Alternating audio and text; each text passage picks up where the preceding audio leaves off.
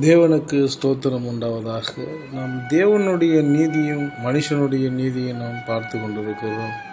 இன்றைக்கு ஒரு சம்பவத்தை நான் பார்ப்போம். ஒரு தகப்பனுக்கு 2 குமாரர் இருக்கிறார்கள். இளைய குமாரன், மூத்த குமாரன். இளைய குமாரன் தன்னுடைய தகப்பனுடைய சொத்திலே பாதி வாங்கி கொண்டு வெளி தேசத்திற்கு போகிறதை நான் பார்க்கிறோம். துன்மார்க்கமாக எல்லா பணத்தையும் செலவழித்து சாப்பாட்டுக்கு கூட வழி இல்லாமல் இருக்கிறதை நான் பார்க்கிறோம்.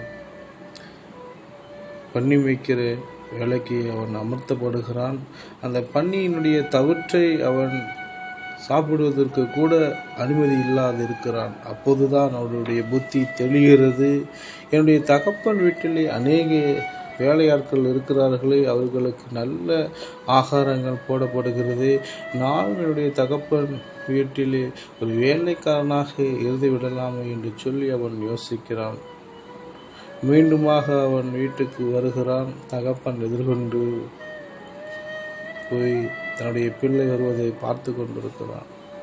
அவனை கட்டி அணைத்து முத்தம் செய்து அவனுக்கு உயர்ந்த வஸ்திரத்தை தந்து கைகளுக்கு மோதிரத்தை போடுகிறான், கால்களுக்கு பாதரட்சியை போடுகிறான், கொளுத்த கண்டுகளை அடித்து கொண்டாடும்படி ஆயத்தமாக்கப்படுகிறான். ஆனால் மூத்த குமாரனோ மிகவும் எரிச்சல் அடைகிறவனாக இருக்கிறான். எல்லாத்தையும் செலவழித்தவனுக்கே முக்கியத்துவம் கொடுக்குறாங்க அப்படின்னு சொல்லி அவனுக்குள்ளே ஒரு முறுமுறுப்பு இருக்கிறதை நான் பார்க்கிறோம்.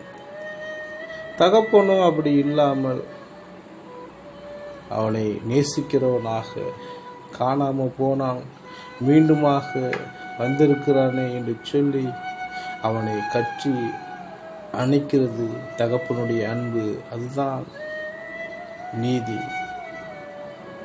கர்த்தருக்கு ஸ்தோத்திரம் உண்டாவதாக. அவன் தகப்பனுடைய சந்தோஷத்திலே மூத்த மகன் பிரவேசிப்பதில் தாமதம் செய்கிறவனாக இருக்கிறான்.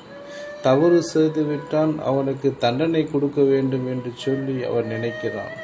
ஆனால் தகப்பனோ அப்படி அல்ல. தகப்பனுடைய அன்பு அது மேலானதாக இருக்கிறது, மகத்துவமானதாக இருக்கிறது, மன்னிக்கிறதா இருக்கிறது, அரவணைக்கிறதா இருக்கிறது, தயவு செய்கிறதா இருக்கிறது.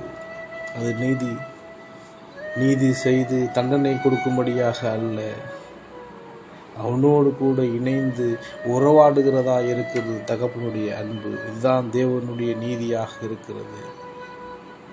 தேவனுக்கு மகிமை உண்டாவதாக. ஆமென். Praise the Lord.